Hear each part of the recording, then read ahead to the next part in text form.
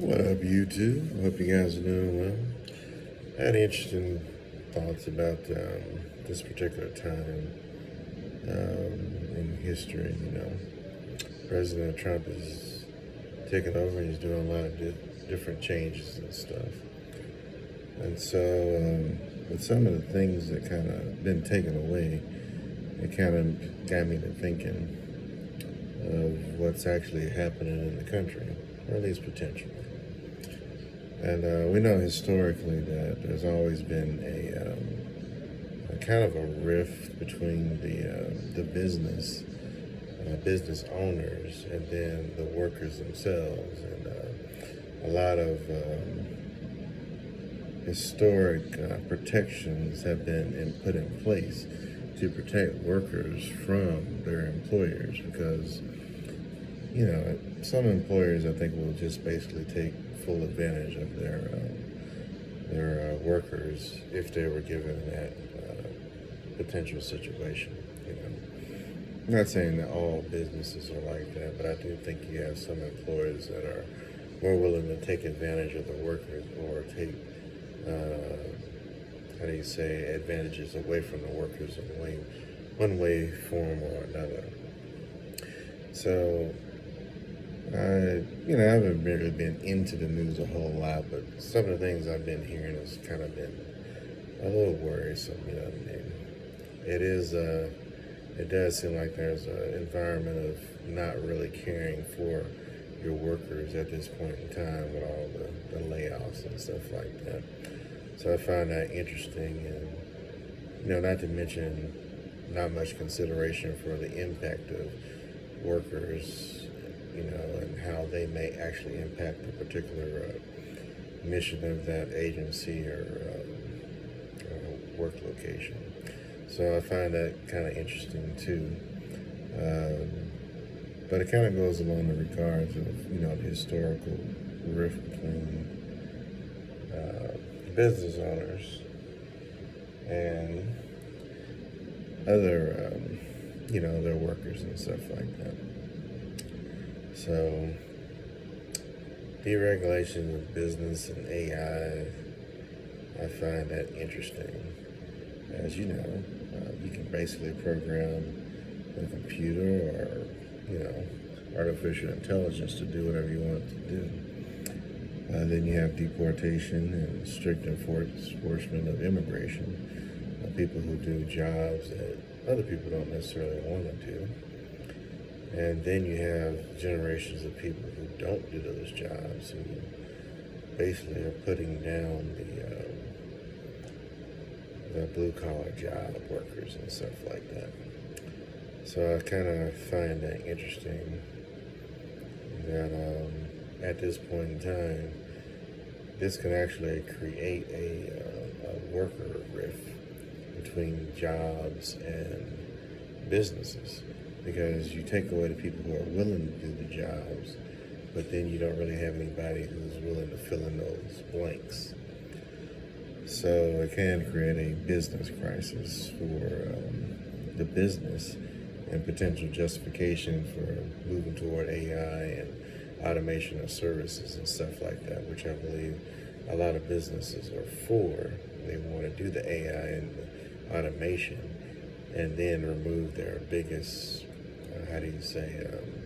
vulnerability, which is people. People's social issues, conflict, so you can get into your sexual harassment, racial issues, rich person, poor person, class, issues, and you get rid of all those potential lawsuits when you remove the human element. So you can see how some businesses will be, probably in favor of actually getting rid of people and using more AI and, of course, robotics to do jobs and manufacturing and stuff like that. But on the flip side of it, it would remove jobs from the average American and even the middle class people. And I think that's the biggest issue, is because a job really gives you a certain level of power and leverage. And that power and leverage allows you to be able to own land, own vehicles, certain things, raise families, and, really just have a vote in the community. But if you don't have a job, you don't have a means of providing yourself a place to stay, I think you lose your rights and eventually your voice. And, to go to a step further, if we're deregulating and removing, a lot of subsidies and stuff like that, I think you can run into situations where farmers can lose their land. And farmers will probably end up selling to an elite businessman who's got disposable income. And then he can buy that farm, he can buy the land, he can even buy the farmer potentially as a worker, and then have automated equipment do the majority of the work. So any other human resources, they can actually get rid of those in lieu of that farm equipment. And that opening the door of replacing people with robots and AI and stuff like that will most likely venture over into other businesses and areas where people may actually do want to work. And so I consider this a big advantage to, highly dependent or factories where tech can actually influence, they can actually be implemented.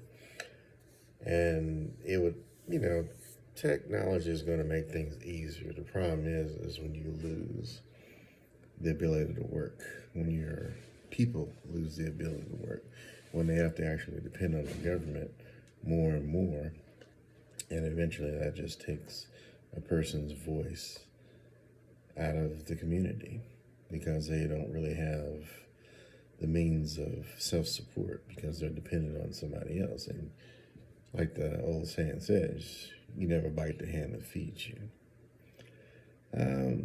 That being said, I think the next target would be unions. So if you are removing all the protections from the individual workers and you're deregulating businesses, unions would probably be the next target. And once they destroy the unions, then they can actually just really remove the rights and the privileges to work from most people across most different skill sets and stuff like that.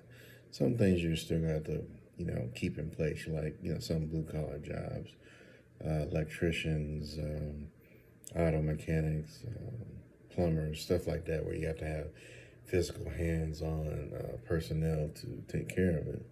But those guys are probably going to be more of the elites in the future because they're basically, tech jobs can't replace them. Whereas doctors, movie stars, you can replace a whole lot of people with AI. And it's not a good thing.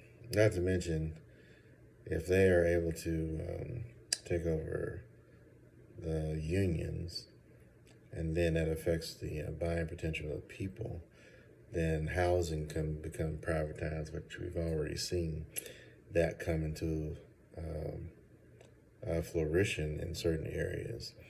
And part of this deregulation of businesses may actually include the deregulation of corporations being able to buy homes and stuff like that. And if they're able to do that, because they have so much buying power, they're going to basically be able to price everybody out of a home. And then on top of that, they can rent to whoever they want to. They can raise the rent. They can do whatever they want to do with the housing market, which is going to affect individuals, families, and probably put a whole lot of other people on the street, making them homeless. Not to mention, this will lead to higher property taxes, and eventually, I think the U.S. could become a third world country in regards to its citizens or the main population, if this goes, the way I'm kind of seeing it. Then, of course, if you're homeless, then you will probably won't have the right to vote. And of course, the corporations, if they own all the land, they basically can control who gets in the housing or not. So they really kind of take the power out of the people, because they actually can say, look, if you don't vote the way I want you to vote, you can get out the house. I got somebody else who's willing to pay the rent and get in there. So you actually kind of can, the corporations, if allowed to go unchecked, corporation, big business, stuff like that, they can actually take over the planet if they really want to, or at least the U.S., I guess you could say. And I think that's a definite potential in this particular situation because of how things are going. Because if you can eliminate the rights and privileges of one or more small groups of people, eventually you can do it to the largest group too. You just got to work your way in. And of course, if you can subjugate the middle class through housing, through lack of jobs, you can basically just about enslave Americans, all of America, or at least the majority of America. So slavery won't just be a historical black thing. It'll be an everybody thing. So, but the elimination of the Equal Employment Opportunity, or EEO, whatever it is, DEI, which I don't understand how that got mixed in with affirmative action, but I think that's dumb. Affirmative action was created, from my understanding, because a black person could be qualified for a job, but they would be overlooked because they're black. But somehow it got morphed into you're not qualified for the job, they're just giving you the job. In which I think that's the way I think I understood it that way at one point in time, but that's not the way it actually was. So I think that was a horrible, first of all, it's a horrible correlation between that and DEI. That's just not cool on multiple levels.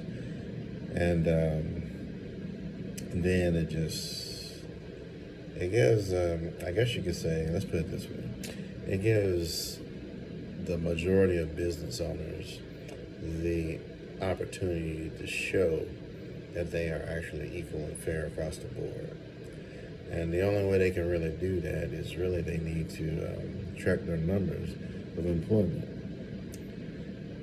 Because what I think is going to happen potentially is what happened in the past is that you'll have non-black people saying that black people are lazy, they're stupid, and because they're not being chosen, put in positions, proves that they're not as equal as we actually are. And so I'd be curious to see the numbers of I'd say all races in particular organizations with this removal of EEO, DEI, and affirmative action. And with this removal, if they are not allowing certain people to work, then they're going to have to implement some type of government assistance for people who are not able to find a job. And the way things are happening right now, it seems like they're really trying to leave no space for that, which I think is a problem, because it's almost like they're saying two different things. Most qualified person should get the job, but if there's only a certain amount of jobs, what do you do then? Are you going to take away their ability to get food stamps or other assistance programs if they're not able to get a job? Or are you going to create a situation where more jobs are actually being created, which it sounds like that's a major point with doing tariffs and stuff like that, but it remains to be seen. We still have to see these companies bring jobs back into the country and then make provisions for, everybody to work. But of course, that goes back to my previous statement. There are going to be certain jobs that certain people don't want to do. And that could actually create a catch-22 for a lot of people who are more focused on the more exotic or high-profile jobs. So in this regard, I think people have to get comfortable kind of going back in time right now, because the factory jobs potentially are coming back, and then we might just have to start doing jobs that aren't very glamorous to make a living, especially to keep corporations and stuff like that from taking over housing. And so and that includes marriage too, because right now it appears that you're going to really need to find a good mate to be with to combine your finances and to make you a little bit more powerful. And that don't mean just find anybody. You got to find somebody that you're actually compatible with and can, live with a long time. Because it looks like it's going to get harder, and it's not really certain right now because of how things are going on in the globe.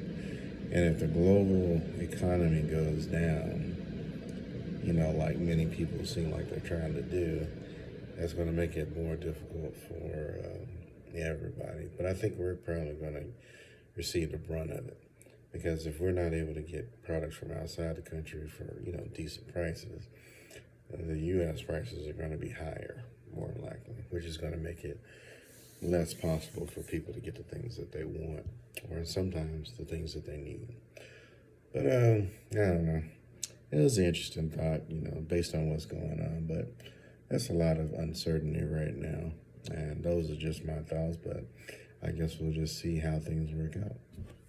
Hope you guys take care.